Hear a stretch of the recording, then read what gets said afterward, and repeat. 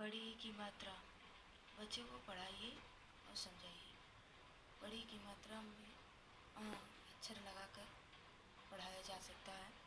क कपे बड़ी की मात्रा की, ख खपे बड़ी की मात्रा की, ग गपे बड़ी की मात्रा की, ही ची ची चा जी टी टी ड ड अं टी थी टी धी नी पी फी वी भी मी ही री वी भी सी शब्द अभ्यास किया जाएगा। हाथ जैसे हाथी, हप्या की मात्रा, थ बड़ी की मात्रा, हाथी, रानी, नीर, तीर।